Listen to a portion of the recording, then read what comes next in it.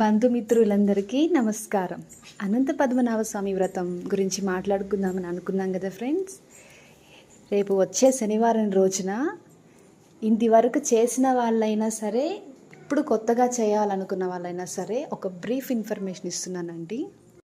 చాలామంది ఈ వ్రతం చేయటానికి చాలా భయపడుతుంటారు. ఎందుకంటే వన్స్ స్టార్ట్ చేస్తే 14 years కంపల్సరీ చేయాలేమో, ఇంకా చాలా వ్రతాలు చేయడానికి, నోములు నోచుకోవడానికి, ఒక తులసి మొక్కను పెట్టుకోవడానికి కూడా భయపడే వాళ్ళు ఉన్నారు ఫ్రెండ్స్. మా ఇంట్లో ఉండకూడదు, మా ఇంట్లో ఆ పూజ లేదు, మా ఇంట్లో ఆనవాయితీ లేదు. ఆనవాయితీ స్టార్ట్ అవ్వాలంటే అదందుకు నువ్వు నాంది ఎందుకు కాకూడదు? మీ ఇంట్లోనే ఒక 10 తరాల తర్వాత ఈ నోము చేసుకునే వాళ్ళు ఇలా మా అమ్మమ్మ ఎవరో స్టార్ట్ చేశారంట అని మీ పేరే చెప్తారు. ఇక్కడితో అయిపోద్ది కదా, మన తరం నడుస్తూ ఉంటుంది కదా, దానికి మీరే ఎందుకు స్టార్ట్ చేయకూడదు? మంచి పని స్టార్ట్ చేయడానికి ఆలోచన ఎందుకు? సో ఎవ్వరూ ఎటువంటి సంకోచం లేకుండా నిస్సంకోచంగా చేసుకునేటువంటి కామ్య వ్రతం ఇది.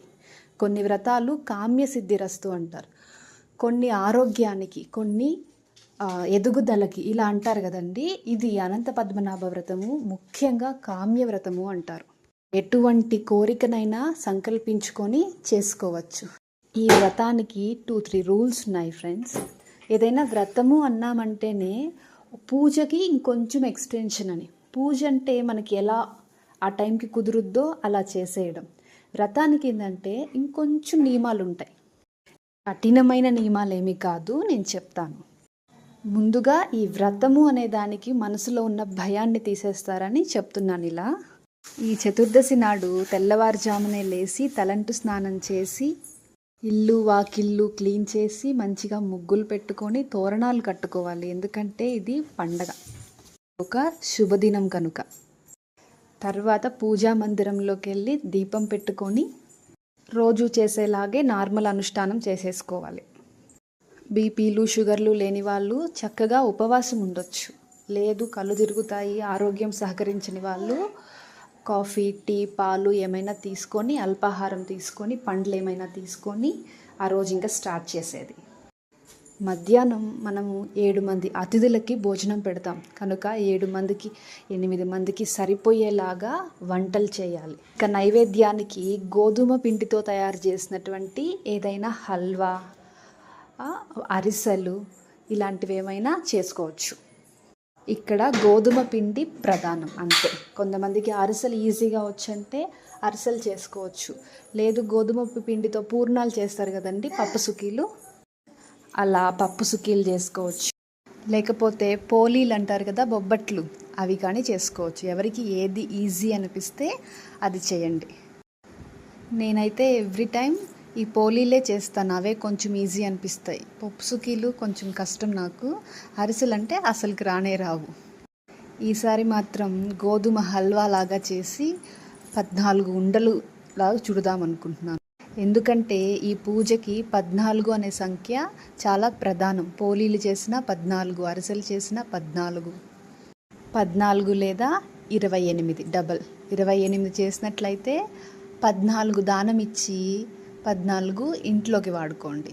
14 చేసినట్లయితే 7 దానం ఇచ్చి, అంటే ఎవరికైనా పంచిపెట్టి 7 మీరు వాడుకోండి. ఇలా నైవేద్యం అంతా పూర్తయ్యేసరికి 11 o'clock అయిపోతుంది.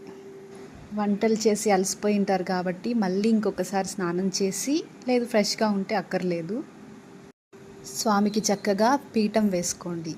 పీఠం మీద పసుపుతో అలికి ముగ్గేసి ఒక రెడ్ కలర్ క్లాత్, ఎర్ర బట్టని పరచండి పీఠం పైన. దాని మీద బియ్యం కానీ అక్షతలు కానీ 3 దోసిళ్ళు 5 దోసిళ్ళు పరచండి. దానిపైన లక్ష్మీనారాయణల విగ్రహం కానీ, ఫోటో కానీ, లేదు అనంత పద్మనాభ స్వామి బొమ్మ కానీ ఏదైనా మీ దగ్గర ఉంటే ఉన్నది పెట్టండి. స్వామిని ఎలా స్థాపన చేసుకోండి. కలశం పెట్టేవాళ్ళు ఇక్కడ కలశ స్థాపన కూడా చేసుకుంటారు. బట్ నాకు కలశ స్థాపన రాదు. నాకు పర్ఫెక్ట్గా ఎలా చేయాలనేది నేను ఏ గురువు దగ్గర వినలేదు, అందుకని నేను దాని జోలికి వెళ్ళలేదు. ఈ కలశ స్థాపన ఎందుకు చేస్తారంటే దేవతలను కలశంలో ఆవాహన చేసి పూజించేదానికి ఈ కలశ స్థాపన చేస్తారు. ఈ అఖండ దీపం కానీ ఇవన్నీ, వీటి జోలికి నేను ఎందుకు వెళ్ళను అనంటే అలవాటు లేని పనులు కదా, ఒకవేళ సరిగా చేయకపోయినా కానీ తప్పు ఏమో అనే గిలి మనసులో ఉండిపోతుందేమోనని ఆ ఆవాహన మనసులోకే స్వామిని తీసుకొని నేను ఏదైతే మూర్తిని పూజిస్తానో ఆ మూర్తిలోకే చెప్తానన్నమాట. మీ ఇష్టం ఫ్రెండ్స్, మీకు అలవాటు ఉండే పని అయితే ఈ కలశ స్థాపన చేసుకోవచ్చు. కలశానికి ఏమేమి పదార్థాలు కావాలి, అందులో ఏమి కాయిన్స్, అందులో ఏమి వేయాలి, పైన టెంకాయ ఎలా పెట్టాలి, ఆకులు ఎలా పెట్టాలి మీకు తెలుసుంటే క్లియర్గా ఈ టైంలో కలశ స్థాపన చేసుకోవాలి. ఇప్పుడు దీపం ఒక 2 hours పడుతుంది కాబట్టి ఈ పూజ కనీసం 1.5 గంటైనా పడుతుంది కాబట్టి ఈ పూజ అంతసేపు వెలిగేలాగా 2 దీపాలు పెట్టుకోండి, లేకపోతే ఒకటే అఖండ దీపం పెట్టుకోండి, మీ ఇష్టం. పిండి దీపంగా పెట్టుకుంటారు. ధూపం వెలిగించి ఇల్లంతా సాంబ్రాణి వేసి పువ్వులని ఎన్ని రకాల పువ్వులు తెచ్చుకున్నారో అన్నిటినీ అలంకరించుకోండి. చాలామంది చెప్తారు 14 రకాల పళ్ళు, 14 రకాల ప్రసాదాలు, 14 రకాల పువ్వులు ఇలా అన్నిటికీ ఇలా ఉంటాయి అని అంటారు. ఇవన్నీ వ్రతము పూజ అనగానే భయపెట్టేస్తాయి. ఇఫ్ మీకు పాసిబుల్ కాలేదు 14 రకాల పండ్లకు ఎక్కడికి పోతారండి? ఒకవేళ ఉన్నా కానీ పర్చేస్ చేయగలమో లేదో అన్ని నామకే వస్తే ఒకటి పెట్టం కదా. 14 రకాల పువ్వులు ఎక్కడికి పోతాం? సో ఏదైనా సరే మనం స్వామితో ఎలా కమ్యూనికేట్ అవుతున్నాం అన్న దాన్ని బట్టి హోల్ పూజ ఆధారపడి ఉంటుంది. ఆడంబరాలకి అలంకరణలకి ఎక్కువ ప్రాముఖ్యత ఇవ్వద్దు. వేరే వాళ్ళు చాలా బాగా చేస్తున్నారు, అలా పెట్టేస్తారు, ఇలా చేస్తారు, ఇలాంటివి కంపేర్ చేసుకోవద్దు.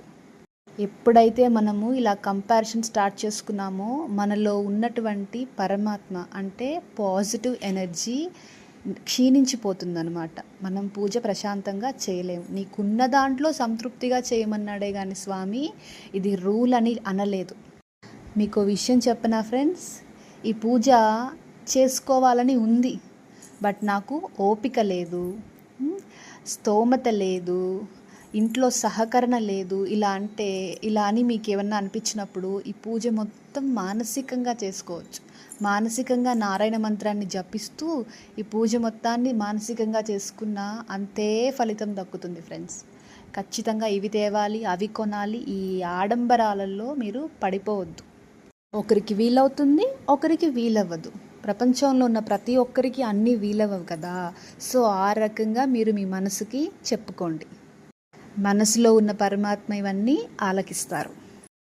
ఇక ఈ పూజకి కూర్చోండి. భార్యాభర్తలు ఇద్దరు ఫ్రీగా ఉంటే ఇద్దరు ఏ వ్రతమైనా సరే ఇద్దరు పక్క పక్కన కూర్చొని వీలైతే పిల్లల్ని కూడా అక్కడ కూర్చోబెట్టి చేసుకుంటే చాలా మంచిది. ఇద్దరిలో ఒకరు బిజీగా ఉన్నారు, ఒకరు చేయండి. వైఫ్ ఆఫీస్కి వెళ్ళినా, వైఫ్ వేరే ఊరు పని మీద వెళ్ళినా కానీ చక్కగా భర్త చేసుకోవచ్చు.